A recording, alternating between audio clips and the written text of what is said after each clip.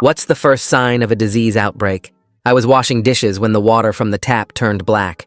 Dave, something's wrong with our water. My roommate rushed into the kitchen and stared at the inky liquid swirling down the drain. We'd been living in the apartment for 6 months without any issues. The landlord had mentioned some old pipes, but nothing that should cause this. Turn on the bathroom sink, Dave said. Same thing. Black water that smelled faintly metallic. We filled a glass to examine it closer. The liquid was opaque, with an oily sheen on the surface. Neither of us wanted to touch it. I'm calling the landlord. Mr. Kowalski answered on the first ring like he'd been expecting our call. When I described the black water, he went silent for several seconds before saying he'd be right over. His voice sounded different, strained. 20 minutes later, he arrived with a plumber and 2 other men I didn't recognize. They weren't dressed like maintenance workers. Dark suits, serious expressions. One carried a metal briefcase. When exactly did this start? Mr. Kowalski asked. About an hour ago. What's going on? Instead of answering, he led the group to our kitchen. The plumber immediately crawled under the sink while the suited men took water samples. They worked with practiced efficiency, barely speaking. The one with the briefcase kept checking some kind of handheld meter. You boys need to pack some things. Can't stay here tonight. Why? What's in the water? Mr. Kowalski exchanged glances with the suited men. One nodded slightly. Our landlord, who usually treated everything like a minor inconvenience, looked genuinely worried. There's an old industrial site about a mile from here, closed in the 70s. Sometimes the groundwater migrates. Migrates? Dave asked. What kind of industrial site? Chemical plant. They made dyes and pigments. The EPA cleaned it up years ago, but sometimes after heavy rain, things shift underground. We hadn't had rain in 3 weeks. I started to point this out, but one of the suited men interrupted. We need to check your basement. Now. Our building's basement was off limits to tenants. Mr. Kowalski had given us some excuse about insurance liability. He produced a key ring and led us down narrow stairs I'd never noticed before, hidden behind what I'd thought was a utility closet. The basement was larger than I'd expected. Concrete walls sweating moisture, pipes running overhead. The men with meters walked slowly, sweeping their devices back and forth. In the far corner, they found something. Here, the readings are off the charts. Part of the floor had been recently patched with new concrete. The color was slightly different from the surrounding area. One of the men knelt and ran his hand along the seam. This was poured within the last week. Who authorized this? Mr. Kowalski stepped back. I don't know anything about that. I haven't been down here in months. They called for more equipment. Within an hour, our quiet apartment building was swarming with people in hazmat suits. Dave and I were told to wait outside. Neighbors gathered on the sidewalk, asking questions nobody would answer. A woman in an EPA windbreaker finally approached us. She asked detailed questions about our health, any unusual symptoms, strange smells or sounds. Had we noticed anything odd about other tenants? Anyone moving out suddenly? The couple in 3B left last week, Dave remembered. Middle of the night, didn't say goodbye. The EPA woman made notes. More people arrived. Police, fire department, a news van that was quickly told to leave. They erected a tent over the basement entrance and began bringing out equipment I couldn't identify. Around midnight, they evacuated the entire building. We were taken to a hotel and told not to speak to media. Officials would be in touch. Our clothes were bagged for testing. We had to shower with special soap that burned our skin. 3 days later, an FBI agent named Harrison visited our hotel room. He laid out photographs on the bed, aerial shots of our building, blueprints, chemical formulas I couldn't understand. The previous owner of your building ran an illegal disposal service, helped companies get rid of hazardous waste without proper permits. He died in prison 5 years ago. What does that have to do with our water? Someone's been using your basement to store barrels of industrial waste. Recent storage. We found evidence of multiple deposits over the past 6 months. The latest batch corroded through its container. Harrison showed us more photos. Barrels stacked in a hidden room behind the patched concrete. Dozens of them. Some leaking fluorescent liquids that ate through the floor. Mr. Kowalski claims he knew nothing about it. Says he rarely went to the basement. But someone had access. Someone who knew about the building's history. Are we sick? From the water? We're running tests. The good news is you caught it early. The bad news is we don't know what some of these chemicals are. They're not in any industrial database. Dave asked the obvious question. Why would someone make chemicals that don't officially exist? Harrison gathered his photos. That's what we're trying to figure out. But whoever's doing this has access to sophisticated equipment. This isn't some backyard operation. We spent 2 weeks in that hotel. Daily blood tests, investigators coming and going.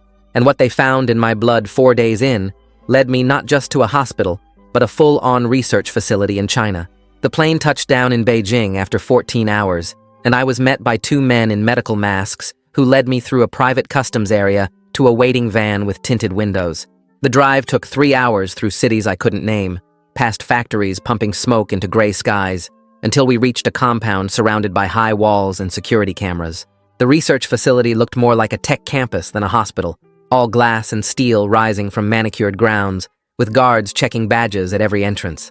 They gave me a wristband with a barcode and took me straight to the medical wing where nurses in full protective gear drew tube after tube of blood while I sat in a chair that reminded me of a dentist's office. Dr. Zhao Ming introduced himself in careful English, explaining they'd been studying similar cases from industrial accidents, but nothing quite matched what was in my system.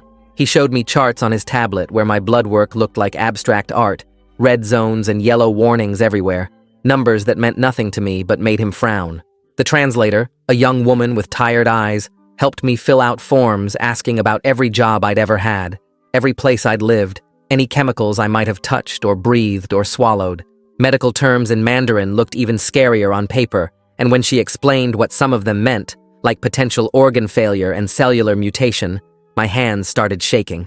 The nurses kept coming back for more blood, marking each vial with numbers and rushing them to labs down the hall, their shoes squeaking on the polished floors. My room had a bed, a bathroom, and a window overlooking a courtyard where other patients in blue pajamas walked slowly with IV poles. They gave me the same blue outfit and told me not to leave the floor without an escort. That first night I barely slept, listening to machines beeping in other rooms and footsteps in the hallway every few minutes. The next morning, Dr. Zhao Ming returned with a team of 5 other doctors who spoke rapidly in Mandarin while pointing at test results on multiple screens. He translated the important parts, saying the chemical was binding to my liver cells in ways they'd only seen in computer models, not actual humans. The binding was stable for now but could change, and they needed to monitor me constantly to catch any shifts. He tried to smile when he said I'd need to stay for extended observation, but I saw him exchange worried looks with the other doctors when they thought I wasn't watching. They installed an IV port in my arm and started drawing blood every 4 hours, day and night, tracking changes in real time. On the second day, I finally got Wi-Fi working and video called Dave on my laptop. He looked terrible, dark circles under his eyes, and he kept rubbing his temples while we talked. He told me the headaches were constant now and everything tasted like pennies, even water. He was trying to stay positive, making jokes about becoming a human metal detector, but I could see fear in his eyes when he asked if the doctors in China had found anything that could help us. I told him they were working on it, not mentioning the worried looks or the growing stack of test results that seemed to concern everyone who read them. After we hung up, I stared at the ceiling for an hour, wondering if we'd ever feel normal again. Day 3 brought a new doctor named Ling Hayashi, who specialized in industrial poisoning cases from her work with factory accidents in Japan. She examined me for 2 hours, checking reflexes, vision, coordination, asking detailed questions about symptoms I hadn't even noticed were symptoms. She'd seen similar cases in workers exposed to experimental dye compounds at a textile plant that had been shut down for safety violations. This gave us our first real clue that we weren't dealing with random waste, but something connected to illegal chemical manufacturing. She ordered new tests focusing on synthetic dye markers and started making calls to colleagues around the world. The treatment started on day 4, an IV drip of something that burned going in and made me throw up within minutes. They gave me a bucket and told me this was normal, that my body needed to purge the toxins, but normal people don't vomit black liquid that smells like paint thinner. Between sessions, I used the facility's computers to research everything I could find about illegal chemical operations and dye manufacturing. The rabbit hole went deep, connecting to organized crime, counterfeit goods, and a whole underground economy I never knew existed. I took screenshots of everything, building my own file of information that might help Harrison back home. On day 5, a woman in an expensive suit showed up at my room introducing herself as Hua Park from a corporate compliance department. She said her company wanted to help with my medical costs, which were already astronomical, but her questions felt more like an interrogation than concern.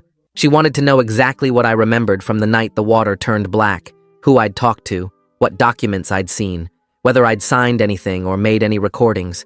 Her smile never reached her eyes, and she took notes on everything I said in a leather notebook she kept angled away from me. I needed the financial help, but something about her made my skin crawl. 3 days later, Dave called with news that made everything bigger and scarier. The FBI had found more barrels in a warehouse across town from our building. Same type of containers, same weird chemicals that didn't match any industrial database. Harrison was building a case but needed more evidence to go after the people at the top, not just the drivers and warehouse workers. Dave sounded exhausted, and I could hear machines beeping in the background, which meant he was calling from a hospital. During a particularly bad night when the treatment made me feel like my insides were melting, a young lab technician named Ren Nakamura came to check my IV. He worked the night shift and barely spoke English, but he kept looking at my chart and shaking his head.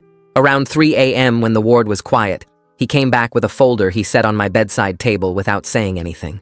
Inside were shipping manifests, chemical formulas and invoices, all with a company logo that matched the business card Hua Park had given me. The papers showed shipments of chemicals that weren't supposed to exist, delivered to addresses I recognized, including our warehouse district. I used my phone to photograph every page before hiding the folder under my mattress, my hands shaking from both the medication and adrenaline. The next morning, I sent everything to Harrison using an encrypted app he'd taught me to use, praying the facility's Wi-Fi wasn't monitored. 2 hours later, Hua Park returned with a different approach, setting a contract on my bed with a number that made me blink twice. She said her company wanted to settle this quietly, cover all my medical expenses plus compensation for my trouble, but I'd have to sign an NDA and stop cooperating with law enforcement immediately. I stared at the number on that contract for what felt like forever. My hands were still shaking from the latest round of treatment when Dr.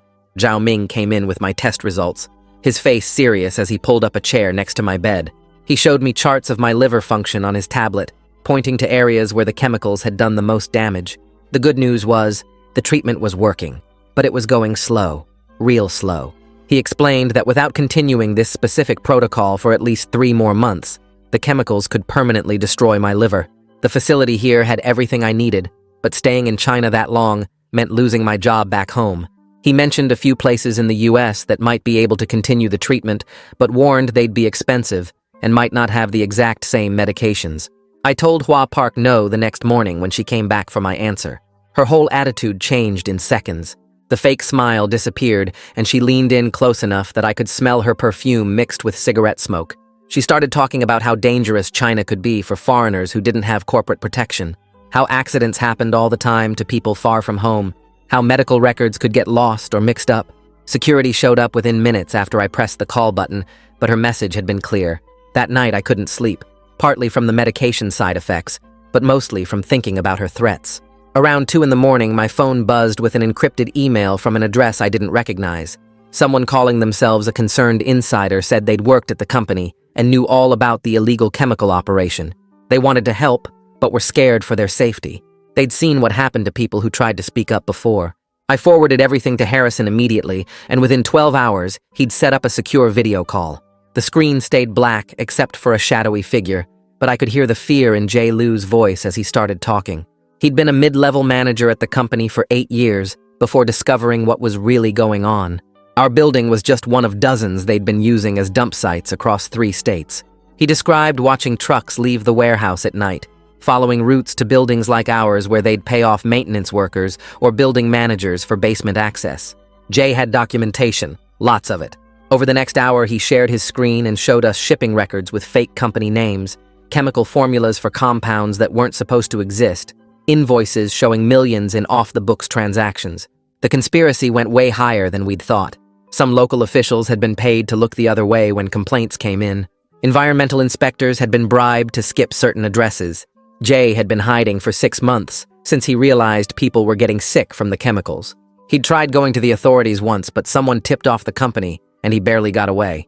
2 weeks into the aggressive treatment protocol, Dr. Zhao Ming finally had some good news. My toxin levels were dropping faster than expected, and my liver function was improving. The treatment was making me sick as a dog, but it was working. He warned me we still didn't know what the long-term effects might be, and I'd probably need monitoring for the rest of my life. I was actually starting to feel a bit better when Dave called from back home. His voice sounded weak, and I could hear machines beeping in the background. His symptoms had gotten worse over the past few days. Constant headaches that painkillers couldn't touch, vision problems, and his hands had started shaking. The doctors back home admitted him to the hospital, but they didn't have the specialized knowledge the facility in China had. I felt guilty being so far away when he needed support, but leaving now would mean stopping my treatment right when it was working. 3 days later, Hua Park showed up again, but this time she brought lawyers. Two men in expensive suits who set up a whole presentation on my bedside table about how the company wasn't responsible for what rogue employees had done. They had documents showing the operations manager and several warehouse workers had been running this scheme without corporate knowledge.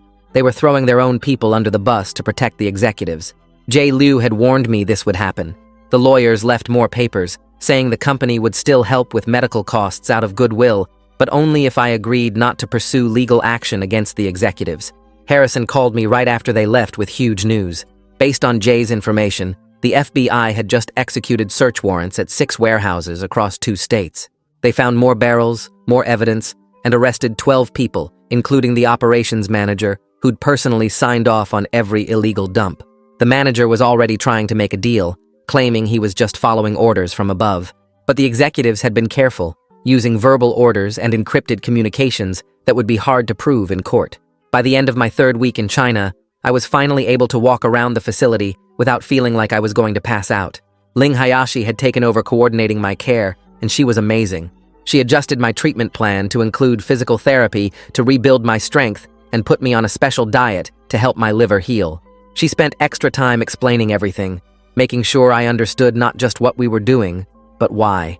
She'd become more than just another doctor. She actually cared about getting me better, not just treating my symptoms. She even helped me set up video calls with specialists back home who might be able to continue my treatment when I was strong enough to travel. 2 days later, Jay sent me an encrypted file that changed everything. The attachment contained hundreds of emails between company executives talking about their disposal problem in weird coded language. They called the chemicals inventory excess, and our building was Storage Site 3 in their messages. One email from 6 months ago showed the operations manager asking for approval to use alternative disposal methods and getting a thumbs up from the CEO himself. Jay had been collecting this stuff for months before anyone got sick. Harrison called me right after I forwarded the evidence and said this was exactly what they needed to expand their investigation beyond just the warehouse workers. The next morning, Ling ran my blood tests again, and the results were better than we'd hoped. My toxin levels had dropped by 70% after 3 weeks of treatment. She smiled for the first time since I'd met her and said the protocol was working faster than expected. Dr. Zhao came to my room with discharge papers and explained I could fly back to the United States, but would need to find a specialty treatment center immediately. The chemicals were still in my system, and stopping treatment now would let them build back up. Insurance wouldn't cover any of it since the treatment was experimental and not FDA approved. The flight home felt like it took forever, even though I slept through most of it. At the airport, I got a dozen messages from other tenants in our building who'd formed some kind of support group. They'd found a lawyer willing to take on a class action lawsuit against the companies involved. Some of them had symptoms like headaches and nausea, while others just wanted compensation for being exposed. They needed witnesses with documentation, and since I had the most medical records and test results, they wanted me as their main witness. I agreed to meet with them once I got settled. Dave called while I was in the taxi, and his voice sounded different, weaker somehow. He'd been released from the hospital 3 days ago, but couldn't go back to his apartment or his job. His sister had a spare room in her house 2 states away, and he'd moved in with her. The doctors said his nervous system damage made it impossible to work full-time anymore. We talked every day, but it wasn't the same as before. He kept saying he didn't blame me for any of this, but I blamed myself for not catching the problem sooner. The specialty treatment center Ling recommended was in a boring medical complex 40 minutes from the airport. The doctors there had already gotten my files from China and set up the same IV treatments I'd been getting. The place was expensive, $3,000 a week, but the class action lawyers said we had a strong case for damages that would cover everything eventually. My first week there was rough with the medications making me sick again, but at least I knew they were working. Harrison visited on my 8th day with news about the investigation. Requested Reds is on Spotify now. Check out link in the description or comments. They'd frozen millions in assets from 3 companies connected to the illegal dumping operation. The money would go to victims once the legal stuff was sorted out, but that could take years. Meanwhile, all of us were drowning in medical bills and lost income from not being able to work. I started writing down everything in a notebook like Jay suggested. Every symptom, every treatment, every conversation with investigators or doctors got recorded. He said having a public record was important in case something happened to either of us. The paranoia was exhausting, but after everything that had happened, it seemed smart to be careful. 3 weeks into my US treatment, Mr. Kowalski called me crying. He'd lost everything because of what happened in his building. His insurance dropped him, The city condemned the property, and he was facing lawsuits from every direction. But he had receipts showing how the people who accessed the basement had lied to him about what they were doing. They'd told him they were pest control contractors doing routine maintenance. He wanted to help with the investigation any way he could and sent me copies of all his records. The treatment center doctors tried a new medication in my 4th week that actually worked. My liver function tests came back better for the first time since this whole thing started. They used the word recovery instead of just management, which felt like a huge victory, even though I still had a long way to go. My hands stopped shaking, and the constant fatigue started lifting. I could walk around the facility without feeling like I was going to pass out. Jay called me that night with big news. The prosecutors had offered him full immunity and witness protection if he testified against the executives. He was tired of hiding and wanted to see them pay for what they'd done. His testimony would directly link the executives to the illegal operation with dates, names, and proof they knew exactly what was happening. He accepted the deal immediately. Within a week of Jay's agreement, the FBI arrested 6 high-level executives, including the CEO, who'd approved the disposal plan. Their lawyers immediately started fighting everything, but the evidence was overwhelming. Several other executives saw what was happening and rushed to make their own deals. The whole conspiracy was falling apart as everyone tried to save themselves. The first one to flip was the chief financial officer, who had records showing how much money they'd saved by avoiding proper disposal costs. The executives had given themselves huge bonuses for cutting expenses while knowing they were poisoning people. Harrison said the fraud charges alone could put them away for 20 years. 2 months passed before Dave and I could meet up in person at a coffee shop halfway between where we were both getting treatment. He walked through the door 20 pounds lighter than I remembered, his clothes hanging loose on his frame, dark circles under his eyes that makeup couldn't hide. We hugged, and I felt how thin he'd gotten, his shoulder blades sharp through his shirt. The small talk lasted maybe 5 minutes before we both gave up, pretending this was a normal catch-up between old roommates.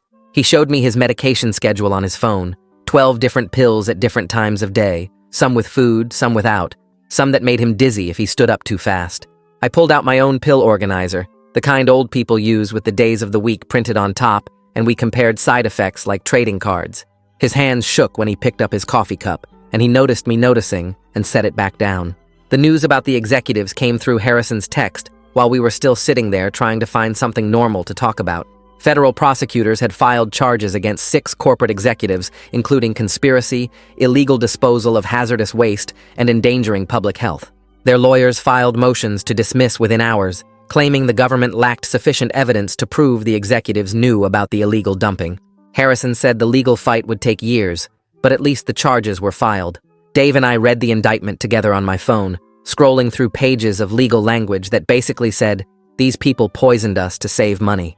A woman approached our table the next week while I was at the treatment center, introducing herself as a documentary filmmaker who'd been following our case through news reports. She had a whole pitch prepared about giving victims a voice and holding corporations accountable, showing me examples of her previous work on her tablet. Part of me wanted the story out there, wanted people to know what these companies did to us, but I was so tired of being the sick guy, the victim, the cautionary tale. When I called Jay to ask his advice, he told me to wait until after the legal proceedings, since anything I said on camera could be used by defense lawyers to twist our testimony. The filmmaker left her card anyway, said she'd wait as long as it took to tell our story right. My treatment hit a wall around week 16, where nothing was getting better, but at least nothing was getting worse either.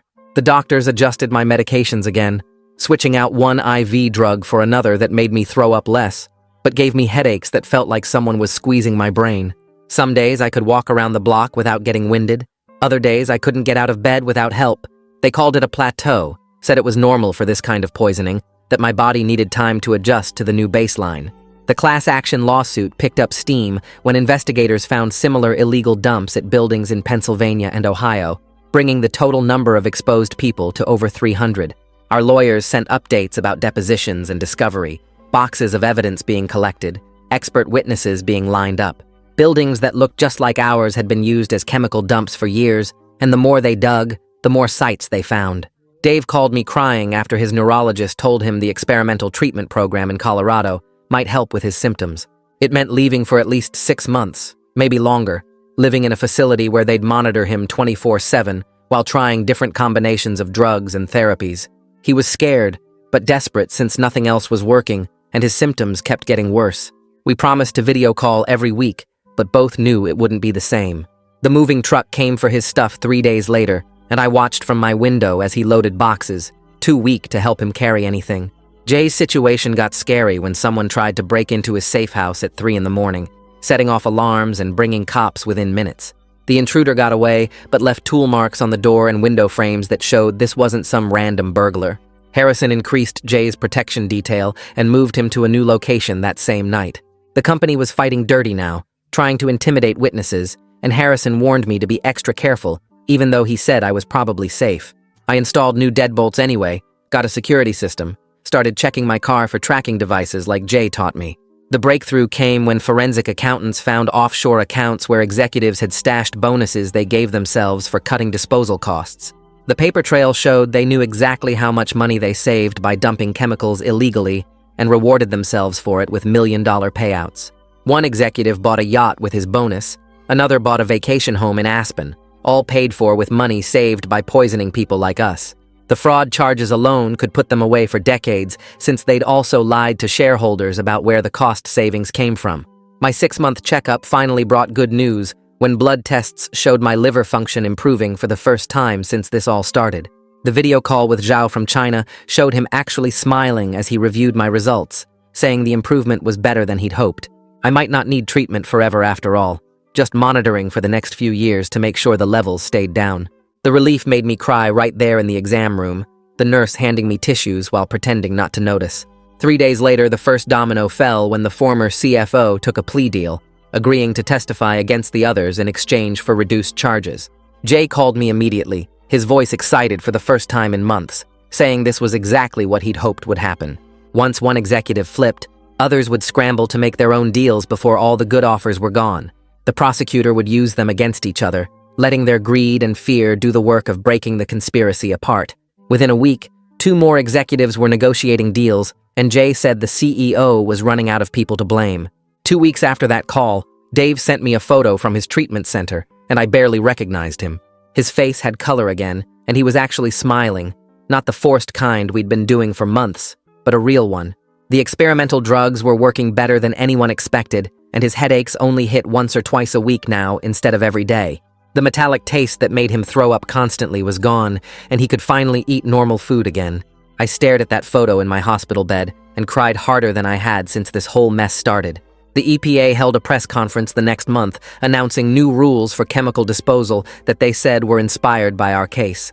Every building with a basement would need inspections twice a year now, and landlords had to give tenants access to inspection reports. They were calling it the most significant update to disposal regulations in 20 years. My boss called that same week saying I could come back to work part-time whenever I felt ready. They'd set up a home office for me with special air filters and would let me work remotely on days when I had treatments. The insurance would keep covering everything, and they wouldn't count sick days against me. I started with just 10 hours a week, mostly emails and phone calls, but having something normal to focus on besides blood tests and court documents made me feel human again. The main trial started 3 months later with news vans parked outside the courthouse every morning. The executives sat there in their expensive suits trying to look innocent, while prosecutors laid out evidence of them personally signing off on illegal dumping to save money. Jay testified for 2 full days, walking the jury through emails and memos that showed they knew exactly what they were doing. He brought charts showing how much money they saved and photos of the barrels in our basement. The defense lawyers tried to make him look like a disgruntled employee, but Jay stayed calm and just kept presenting facts. Dave and I watched the coverage together over video calls, both of us yelling at the screen when the defense tried to blame everything on lower-level employees. We'd text each other during breaks, comparing notes on which executive looked most scared. The shared anger felt better than the shared fear we'd been living with. He booked a flight to visit the following month, and we spent hours planning what we'd do that didn't involve hospitals or courtrooms. The verdicts came down 6 weeks later, and we watched it live from our separate locations. Guilty on conspiracy charges, guilty on illegal disposal, guilty on endangering public health. The judge gave them 5 to 15 years each, depending on their level of involvement. The CEO got the full 15 and had to pay $10 million in fines. It wasn't enough for poisoning hundreds of people, but seeing them in handcuffs felt like something at least. The class action settlement got approved 2 months after that for $200 million split between all the victims. After the lawyers took their cut and medical bills got paid, we'd each get around $40,000. Not enough to make up for what we'd lost, but it would cover rent and food while we recovered. The first check arrived just as my savings hit zero and I'd been living on credit cards. Dave flew in the next week and we spent 7 days doing normal things like we used to. We went to movies and restaurants, took walks in the park, played video games until 3 in the morning. Neither of us mentioned chemicals or trials or treatments. We just existed together like regular people and slowly remembered why we'd been friends before we became victims. On his last night, we sat on my couch eating pizza and watching terrible reality shows, and for a few hours, everything felt possible again. Jay came out of witness protection after the last executive got sentenced and immediately started writing a book about the whole conspiracy. He interviewed me and Dave and dozens of other victims, promising to donate all the money to a fund for people still dealing with medical bills. We finally met in person at a coffee shop near my apartment and spent 3 hours comparing notes about everything we'd been through. He looked older and tired, but also relieved that it was finally over.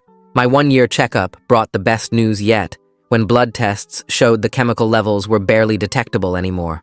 Zhao called from China to review the results himself and said it was better than he'd hoped for someone with my initial exposure levels.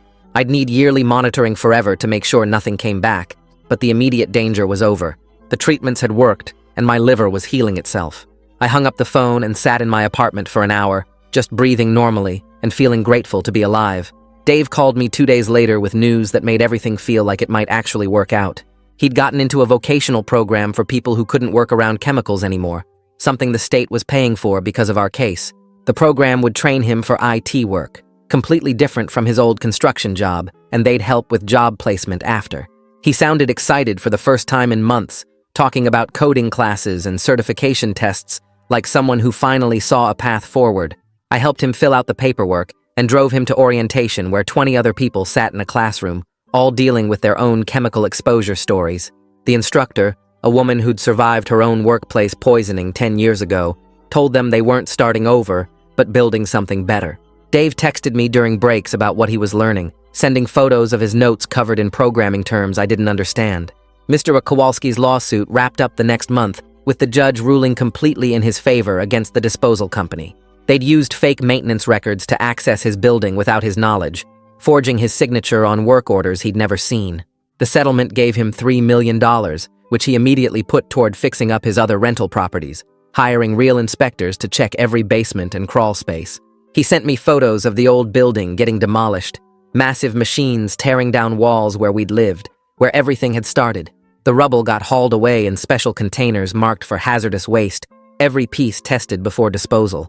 He started speaking at landlord associations about checking your properties, really checking them, not just collecting rent and assuming everything was fine.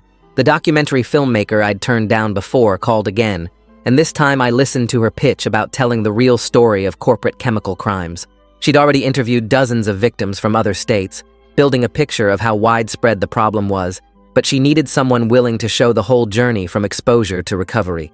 I agreed to do it if Dave and Jay would participate too, wanting people to see all sides of what we'd survived. The film crew came to my apartment with cameras and lights, asking me to walk through that first day with the black water while they filmed my hands demonstrating what I'd done. Dave flew in for his interview, looking healthier than he had in months, talking about his new career path and how the exposure had changed everything. Jay did his interview from an undisclosed location, face partially obscured, but voice clear as he explained the conspiracy from the inside. 2 years after that first black water, I sat in Zhao's office via video call while he reviewed my latest test results. The chemical levels were officially undetectable, my liver function completely normal, though he warned I'd always have higher risk factors for certain conditions. He signed off on my case as successfully treated, the first person from our building to reach full remission. The other victims were still at various stages of recovery, some doing better than others, but my early detection and aggressive treatment had made the difference. I celebrated by drinking a glass of regular tap water from my kitchen sink, something I hadn't done in 2 years. Dave graduated from his program 6 months later and immediately got 3 job offers from companies that specifically wanted to hire people who understood workplace safety from personal experience. We decided to get an apartment together again, but this time we hired 3 different inspectors to check everything from the pipes to the paint to the basement storage areas. The reports came back clean, but we still installed water filters on every tap and air purifiers in every room. We joked about being paranoid while unpacking boxes, but we both knew we'd earned the right to be careful. The movers thought we were crazy for testing the moving truck for chemical residue, but we didn't care what anyone thought anymore. Dave set up his new home office with 3 computer monitors while I organized the kitchen with glass containers for everything, no plastic anywhere. The Supreme Court decision came down on a Tuesday morning while I was making breakfast. They'd denied the final appeal from the executives, meaning they'd serve their full sentences with no possibility of early release. Jay sent me a one-word text that said everything we needed to hear. Dave and I sat at our kitchen table reading the decision on our phones, not celebrating exactly, but feeling something settle inside us that had been restless for years. The executives would spend the next decade in federal prison, while we spent it rebuilding our lives. I started volunteering with an environmental group the next month, helping people who were dealing with their own chemical exposure situations.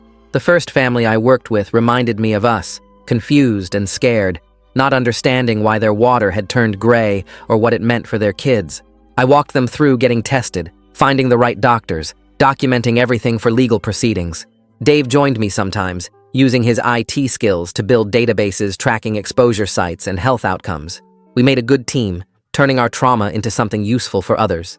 3 years after the Blackwater, Dave took me to dinner at a nice restaurant to celebrate his promotion to senior developer. Halfway through dessert, he got down on one knee right there in the restaurant and asked me to marry him. I said yes, before he even finished the question, because after everything we'd been through, everything we'd survived together, there was no one else I wanted to spend my life with. The other diners applauded while Dave slipped a simple titanium ring on my finger. No diamonds or gold that might have been mined with toxic chemicals. We got married the following spring in a small ceremony with just the people who'd helped us survive.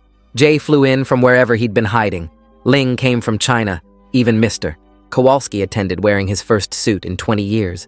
Harrison sent a card saying he was proud of how we'd fought back. Zhao called during the reception to congratulate us, joking that he'd never had patients who got married because of chemical poisoning.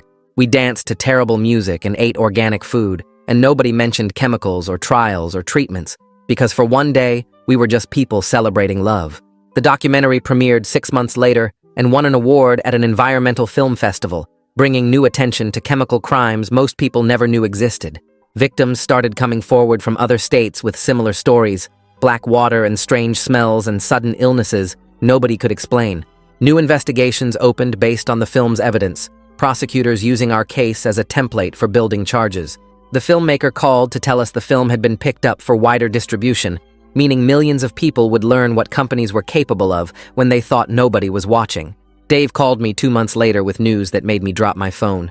He'd gotten the job at the tech company with full benefits and real health insurance. The hiring manager had actually been impressed by his honesty about the chemical exposure and recovery. We spent an hour on the phone going through every detail of his coverage, like we were reading sacred texts. The dental plan alone made us both laugh because who knew we'd ever care this much about deductibles and co-pays? Financial stability after years of medical bills and uncertainty felt like winning the lottery. I visited him at his new office, and we ate lunch in the corporate cafeteria like normal people with normal jobs. 5 years after that Blackwater changed everything, I sat in Dr. Zhao Ming's office via video call for my final monitoring appointment. The latest blood work showed 0 detectable traces of any chemical compounds. He pulled up my file on screen and typed "case closed" while I watched. My liver function tests came back completely normal for the 3rd year straight. I wasn't just surviving anymore, but actually thriving with energy levels I hadn't felt since before the exposure.